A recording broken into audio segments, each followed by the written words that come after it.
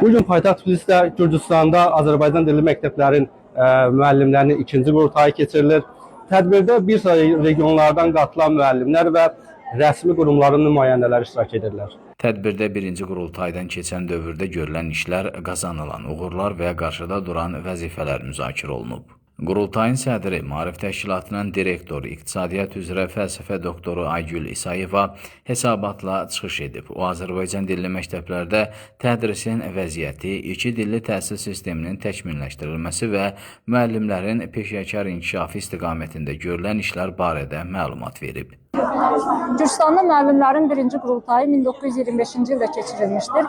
2020-ci ildə isə müstəqil Gürcüstanın tarixində ilk dəfə Gürcüstanda Azərbaycan dilli məktəblərin müəllimlərinin birinci qurultayı keçirilmişdir. Və bu gün isə artıq Gürcüstanda Azərbaycan dilli məktəblərin müəllimlərinin ikinci qurultayını keçirdik. Qurultaya maraq həddindən artıq böyükdür. Müəllimlər böyük həvəslə iştirak edirlər. 300-dən çox müəllim qurultaya qatılıbdır. Və qurultay çərçivəsində biz Azərbaycan dilli məktəblərdə yaşanan problemləri və mümkün həll yollarını müzakirə etdik.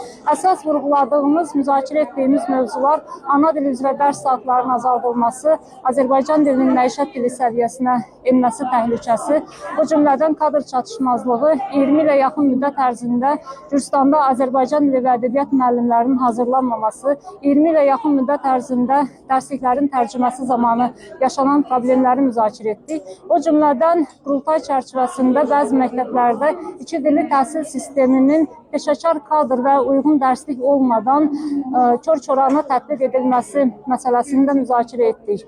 Və ümid edirəm ki, bu gün dövlət qurumları qarşısında qaldırdığımız problemlər tezliklə öz həllini tapacaq. Həmçinin onu da qeyd etmək istəyirəm ki, sevindirici haldır ki, bu ilki qurultaya bizim gənc tədqiqatçılar da qatılıbdır və gənc tədqiqatçılarımız Gürcüstan Azərbaycanlılarının təhsili ilə bağlı apardıqları araşdırmaları təqdim etdilər. Tədbirin davamında Azərbaycanın Gürcüstandakı səfirliyinin məsul əməkdaşı Cavid Məhərrəmov, Azərbaycan Respublikası Diaspora İş üzrə Dövlət Komitəsinin şöbə müdirinin müavini Şəfəq Binnətova, Gürcüstan Parlamentinin Təhsil Elm və Gənclərlə İş üzrə Komitəsinin əməkdaşı Elena Vekua, Gürcüstanın Müəllimlər Evi qeyri-gürcü dilli məktəblərə dəstək proqramının meneceri Nino Berikaşvili və digər qonaqlar da çıxış edərək qeyd ediblər ki, bu cür tədbirlər təhsilə, gənclərin inkişafına böyük təkan verir.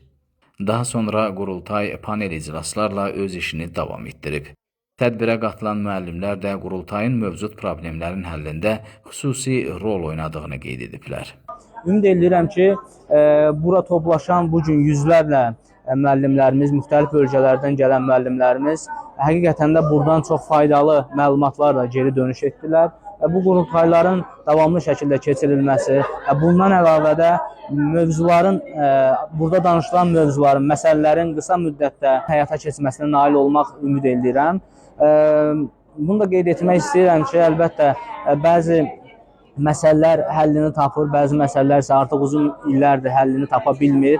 Mən ümid edirəm ki, burada birlikdə güc birliyi nümayiş etdirərək həqiqətən də Gürcüstanda, Azərbaycan dilli məktəblərində yaranan bütün mövcud problemlər çox qısa zamanda öz həllini tapacaq. Əlbəttə ki, ən acınacaqlı vəziyyətlərdən biri də odur ki, məktəblərimizin sayının artıq 116-ya enməsi, bu isə artıq bütün suallara cavab deməkdir, həyəcan təbili çalınmasına gətirib çıxarır. Mən başı qarlı, uca dağlar olan KXT zonasından gəlmişəm. Bu problemlərin həllini indiki yox, 23-cü ildə keçirdiyimiz birinci müəllimlər qurultayı narahat etdi. Çox sağ olsun Aygül müəllim. Onun apardığı hesabat mənim çox xoşuma gəldi. Bəziləri öz həllini tapmışdı, bəziləri yox. Fəal ictimaiyyətçidir, ona öz təşəkkürümü bildirirəm.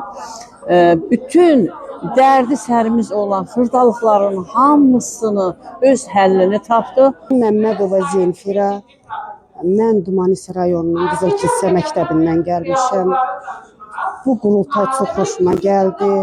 Ən çox mənə maraqlandıran mövzu Azərbaycan dili, yəni məktəblərdə Azərbaycan dili saatlarının artırılması. Buna çox ehtiyacımız var, həqiqətən də çox ehtiyacımız var. Çünki biz Azərbaycan millətiyik. Bizim şagirdlərimiz, onlar bilməlidir, Azərbaycan qrammatikasını bilməlidirlər.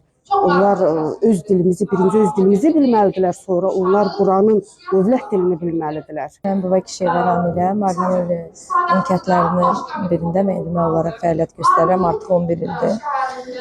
Bu kimi qurultaylar bizi çox sevindirir. Ona görə ki, biz müəllimlərin sözümüzü çatdırılmaq istədiyimiz mövzularımızı hamısını sağ olsun Aygül xanım vasitəsilə çatdırırıq.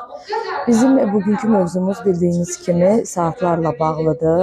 Məktəblərdə, Azərbaycan dilli məktəblərdə saatlarımızın azalması ilə bağlıdır. Biz müəllimlər istəmirik ki, bizim saatlarımız azalsın. Çünki bizim saatlarımız azaldıkça Azərbaycan dilimizin də öyrənilməsi bizim şagirdlərimiz üçün çox çətinləşir.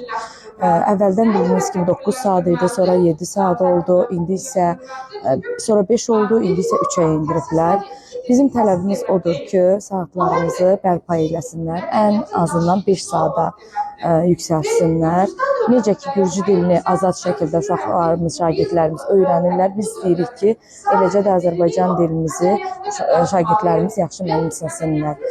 Məlumat üçün bildirək ki, Azərbaycan dilli məktəblərin müəllimlərinin birinci qurultayı 2023-cü ilin iyun ayında keçirilib. Yenə də xatırladaq ki, bugün bildiyiniz kimi paytaxt Tbilisdə Gürcüstanda Azərbaycan dilli məktəblərin ikinci qurultayı baş tutmuşdur. Bugünkü qurultayda çox mühüm bir məsələlərə toxundu və 13-dən artıq təkliflər, təşəbbüslər irəli yürüdüldü və növbəti qurultayın 2028-ci ildə təşkil olunacağı da bizim təşkilatçılar tərəfindən qeyd edildi.